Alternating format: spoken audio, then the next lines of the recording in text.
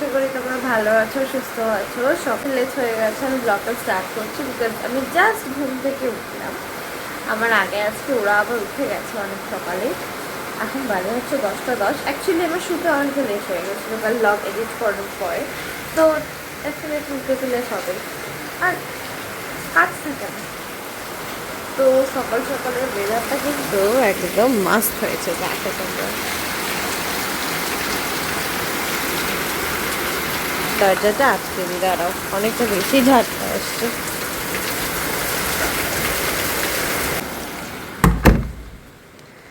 তো ইভেন ঘুম থেকে উঠেছি ঠিকই, দেখো বিছানাটাও এখন আমি ওরা তুলে ফুলে দিয়ে নিজের সব চলে গেছে।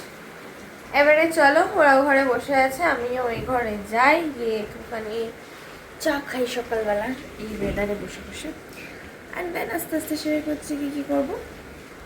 উঠেও একজন ঘুমিয়ে পড়েছে এখানে, আর বাইরেও বৃষ্টি এখন বন্ধ হয়ে গেছে। দেখাচ্ছি, বাইরে বৃষ্টি এখন বন্ধ হয়ে গেছে, আর বৃষ্টি পড়ছে না। সকাল সকাল চা চলে এসছে, এবারে আমরা খাবো চা। ও তুমি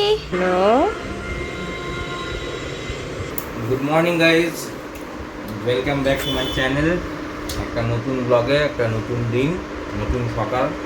উঠে পড়েছি অনেকক্ষণ, এবার এত বৃষ্টি আজকে সকাল সকাল,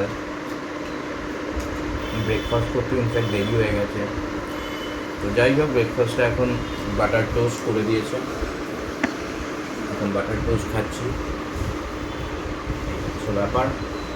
তো ঝটপট আমরা ব্রেকফাস্টটা সেরে এবারে আমরা রান্না করতে যাচ্ছিলাম। তো তার আগে মানে দিদি মোটামুটি যেটা বিউলির ডাল বলো বা কড়াইয়ের ডাল, আলু পোস্ত, পাবদা মাছ সব রান্না আমাদের মোটামুটি করা কিন্তু হয়ে গিয়েছিল। মাছটা বাকি ছিল। তার আগে আমি মিঠিকে এবার স্নান করাবো। তো চলো আস্তে আস্তে যাই এবারে মিঠির দিকে। এই যে এখন মিঠিকে স্নান করানোর সময় হয়ে গেছে, তো মিঠিকে এবার স্নান করাবো। আর এখানে যেহেতু বাথটাবটা নেই মিঠি, তাই জন্য মিঠিকে নর্মাল গামলা দিয়ে স্নান করাতে হয়। একটু টাফ ব্যাপারটা বাথটাবটা ছাড়া, কারণ গামলায় ও স্থির থাকে না একদম। আর বাথটাবটাতে কী করে শুয়ে দিই ওই জায়গাটাতে, এখানে প্রচণ্ড ছটফট করে, আর ওকে এখন সামলানোটা খুব কঠিন। তো আর আজকে ওকে একটা নতুন জামা পরাবো, ওই জামাটা হচ্ছে নতুন জামা। ওইটা রিকরা এনেছিল। আমার দিকে এখন হাঁ করে তাকিয়ে রয়েছে যে আমি কী বলছি, ওর দিকে না তাকিয়ে কী বলছি আমি এরকম। তো যাই হোক, স্নান করিয়ে নিই, এখন অলমোস্ট বাজে 12:30, অনেকটা লেট। আজকে একটু শ্যাম্পু করাবো ভাবছি, ওয়েদারটা বৃষ্টি, কাটা স্পঞ্জ করে দেবো হয়। তো যাই হোক, চলো এগুলো করে নিই। আর আমাদের লাঞ্চও রেডি হয়ে যাচ্ছে, কারণ আজকে মাথায় একটু অয়েল ম্যাসাজ করবো। আমাদের কিন্তু হা করে কনস্ট্যান্টলি তাকিয়ে আছে, আমি ওদের ফেস তো দেখাতে পারছি না, তাই এই ব্যাপার। যাই হোক, স্নান করে এখানে রেডি হয়ে গেছে। তো মিঠি এখন ওর বাবার সাথে বেশ খেলু করছে। আর এবার আস্তে আস্তে আমরাও ফ্রেশ হতে যাব, স্নানে যাব। তো সব সেরে এইবারে আসছি, দাঁড়াও। তো আমাদের স্নান হয়ে গেছে, এখন এবারে খেতে যাব। এখানে মিঠি ঘুমাচ্ছে, আমরা ওই রুমটাতে খাবো, মানে ডাইনিংয়ে। তো চলো খাবারের ওখানে যাই। তো দিদি সব সার্ভ করে দিয়েছিল, এবারে চলো আস্তে আস্তে আমরা খাওয়া দাওয়াটা করে নিই। দেন বিকেলবেলাতে চা বানাতে যাবো, তখন শেয়ার করবো। এখন বিকেল বাজে 5:30, আর ভেবেছিলাম 6টার সময় বাড়ি চলে যাব, মানে একবারেই। বাট এখন খুব জোরে বৃষ্টি এসে গেছে, আর মিঠিকে নিয়ে বৃষ্টির মধ্যে যাওয়া পসিবল না। আর গাড়ি করে মিঠিকে নিয়ে যাওয়াটাও এখন পসিবল না, সেই ভিজেই যাবে কেউ না কেউ। দ্যাটস ওয়াই এখন এখানেই চাটা বানাই। এখনও মা জানে না, মাকে ফোন করে বললো তারপর। আর এই দেখ বাইরেটা কীরকম বৃষ্টি হচ্ছে।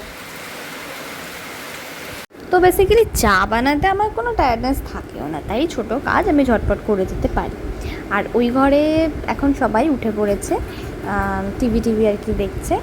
তো বানিয়ে নিই, দেন ওই ঘরে একবারে রেডি করে নিয়ে যাই। চলো।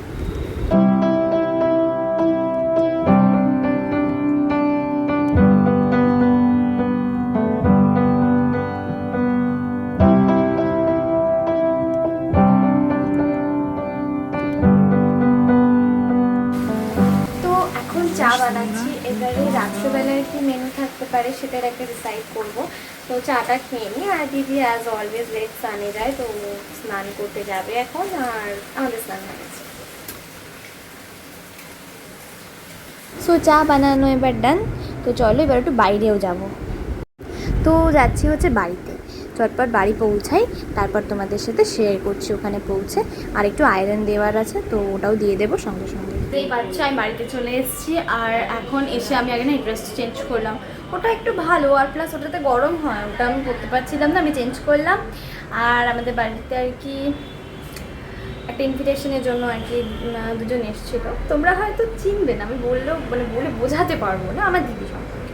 তো ইনভিটেশনের জন্য এসেছিলো, আমি ওই জন্য এলাম ওই বাড়ি থেকে। আর এমনি আসার প্ল্যান ছিল, বিকজ দাদাভাই ল্যাপটপে একটুখানি টুকটাক কাজ ছিল।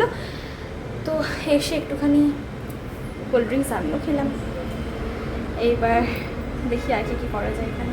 এই যে গলো চলে এসেছি এবার আমরা ফ্ল্যাটে, এবার রান্না বান্না করতে হবে শুরু। তো চলো ঝটপট খাবো লুচি, আলুর তরকারি, তারপর সাথে একটু বানাবো ফ্রেশ লাইম সোডা। তার জন্য বিগ বাস্কেটে আমি অলরেডি তেল আর লেবুটা অর্ডার দিয়ে দিয়েছি। বাট ঢুকতে এত লেট করেছিল না, প্রায় বলা যায় 11টা বাজিয়ে দিয়েছিল আমার এই জিনিসটা দিতে। তারপরে দিদি লুচি বেলতে শুরু করে দিয়েছে, ও লুচিটা বেলেওছে, ও ভেজেওছে। আর তারপর রসগোল্লা নিয়ে এসেছিলাম বাড়ি থেকে, তারপর আরও আম নিয়ে এসেছিলাম। তো এই হচ্ছে আমাদের মেনু রাত্রেবেলার ডিনারে। তো এখন আমরা খাওয়া দাওয়া করছি। গলু থেকে শোনো ওর কেমন লেগেছে খাবারটা খেতে, কেমন লাগছে গলু খেতে? এখন যেটা করতে এসেছি, এখন বাজতে যায় অলমোস্ট 11টা 20। এই রাত্রেবেলাতেই আমাদের যত মানে ক্রেভিংসগুলো তৈরি হয়। তো এখন আমরা নয় ভার্জিন মজিটো, নয়তো ফ্রেশ লাইম সোডা, মানে এরকম কিছু একটা খাবো। তো আমার বাড়িতে 2টো সোডা আনানো ছিল, বিকজ ফ্রেশ লাইম সোডা খাওয়ার জন্য, যেটা দাদাভাইয়ের জন্মদিন উপলক্ষে। এবার ওটারই একটা বোতলের 20% রয়েছে, আর একটা ফুল। তো আমি ফুলটা নিয়ে এসেছি। ফুল বোতলটা আমি ফ্রিজে রেখেছি কিনা সন্দেহ, হ্যাঁ ফ্রিজে তো রেখে দিয়েছি। তো ভেরি ইজি প্রসেস আমি বানাচ্ছি, আমার কোনো আইডিয়া নেই এই ব্যাপার নিয়ে, আমি ইউটিউবেও দেখিনি। আমি জাস্ট ওই লেমনগুলোকে প্রায় 3টে লেমন, আমাদের 3 গ্লাস, তো পার গ্লাস একটা করে লেমন দিয়ে, তাতে সল্ট দিয়ে, সোডা দিয়ে, আর খুব লিটল স্প্রাইট 50 to 60 ml মতন দিয়ে এটাকে বানাতে হবে। আর আমাদের গ্লাসগুলো যথেষ্ট বড় আর কি ছিল, তো সেই রেসপেক্ট আমরা খেয়েছি, বাট এই গ্লাসটা নয়। তো যাই হোক, ঝটাপট এবার আমরা বানিয়ে নিই, অ্যান্ড দেন বানিয়ে নিয়ে যাচ্ছি। লাইম সোডা বানিয়েছি, সেটা খাচ্ছি।